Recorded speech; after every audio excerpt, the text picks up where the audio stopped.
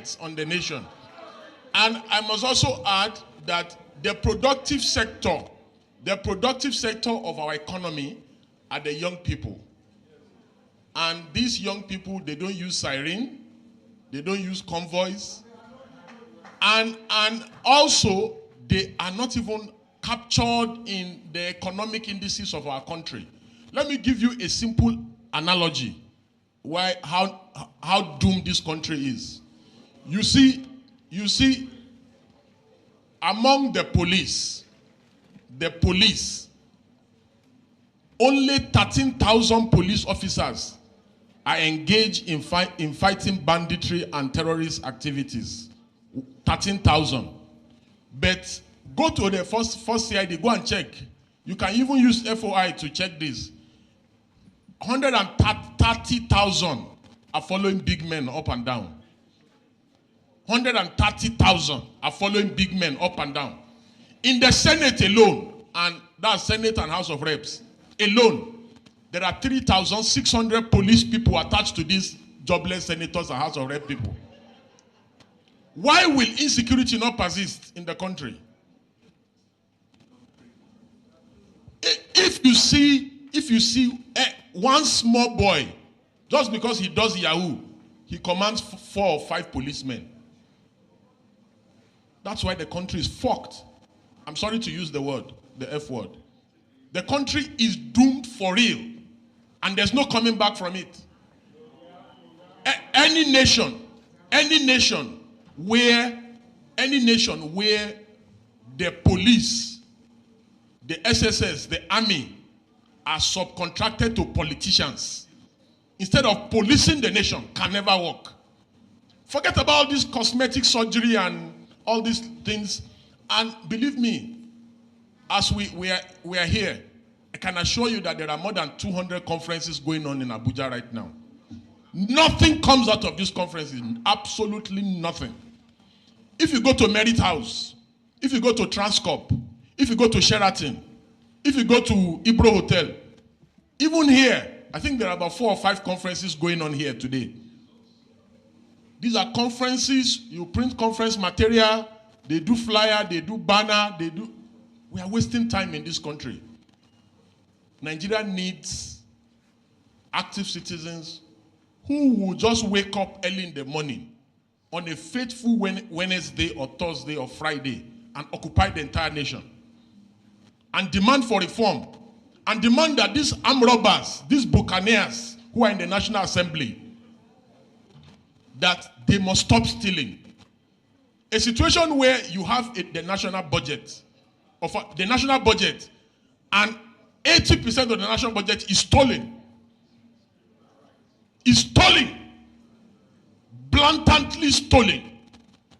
And you expect me, you tell me that things can work. A situation where in a country, somebody stands in a church and says, lion carried him on his back.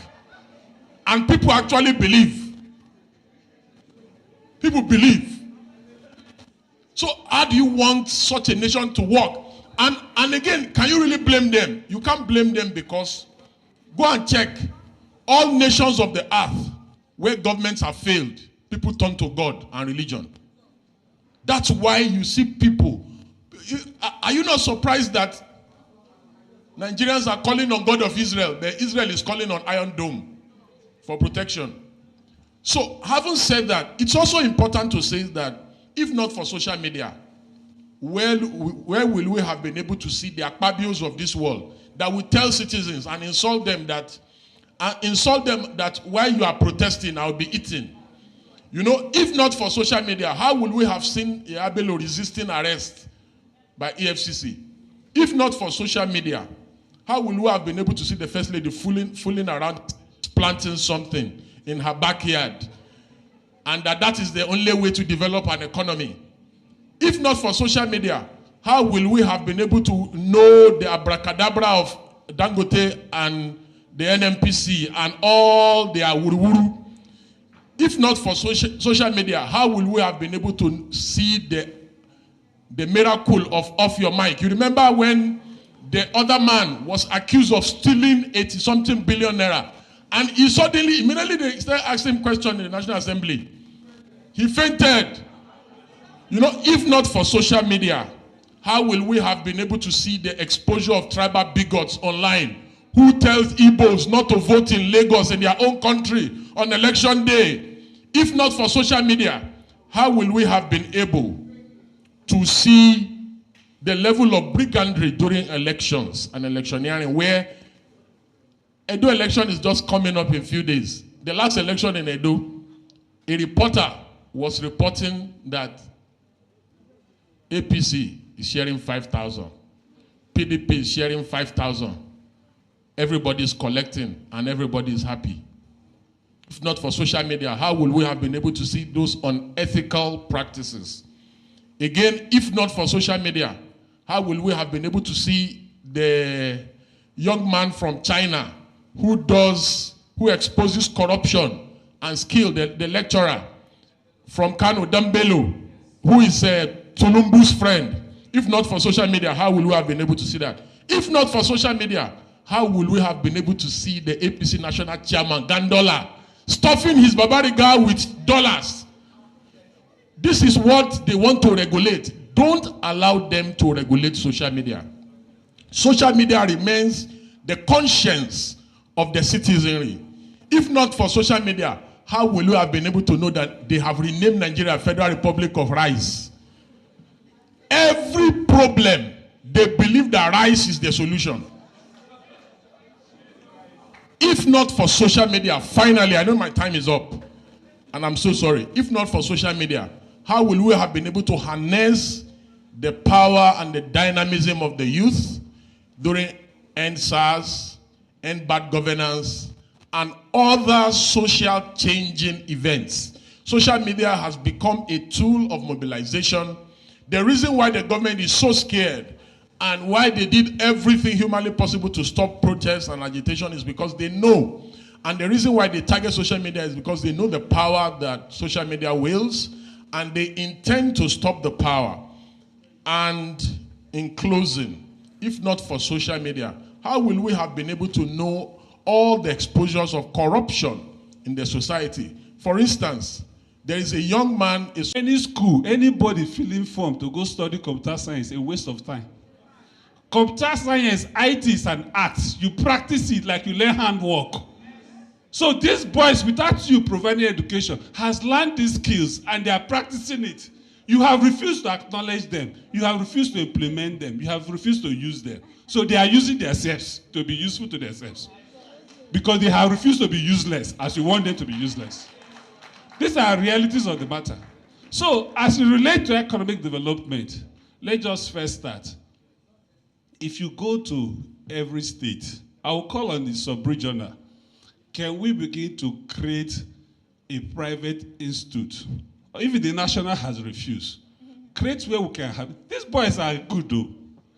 Do you know what it takes when you see them? See, it's because when you, the problem is, most people driving our government, they don't relate with the millennials. Neither could they understand the Gen Zs. The Gen Zs don't believe I need to wear a suit to go to work. I need to sit at home and earn an income. And you have refused to accept it. The dynamics of employment, the dynamics of skills, and the utilization of skills has changed. And we must understand it. It is not everybody that goes to 8 to 5 or 9 to 6 that is working. Some of them is just because the employment says you have to sit there. If you evaluate them, they actually did nothing for that time. But these boys stay awake till 2 a.m., stay awake till 3 a.m., tracking traffics of communications. Bros, it's not easy. Let's acknowledge this work. It is the stupidity of our system. It is the stupidity of our government to have harvested them and utilize it well. I have lived a life to have worked with this, and I work with the Gen Z. When I hire you, do you know what I tell you? When do you want to work? Some of them want to sleep till 10 and wake up and go and play and start working by 9 and work till 7 a.m. in the morning. And you say they are not working because they didn't bath and go to one office. Go ahead. So for the sake of economic development, we need to change the model of realities of employment. We need to change the model of reality of skills training. So my recommendation is we can comfortably create a system if the government is willing and ready, because that system will work for us. I can set up a system where we'll track them, bring them in, bros. Say you know how to hack every phone. Yes, no problem. UBA, please begin to pay this guy 1 million naira every month. Let him be tracking every phone for us. And you begin to see the banks being protected. Because as you block one, they will change formats. The format is very dynamic. And once they get one format, they share it, and the boys will go on. The format will work. Once that format is expiring, another one is coming up. So it's dynamic. Bros, speak for yourself. I may be a patron. Don't bother. So, having lived this life, you know when I spoke up there, I told you, 22 years ago, I was licensed as an ethical hacker. We get paid. In Nigeria, there's no ethical hacker. So why?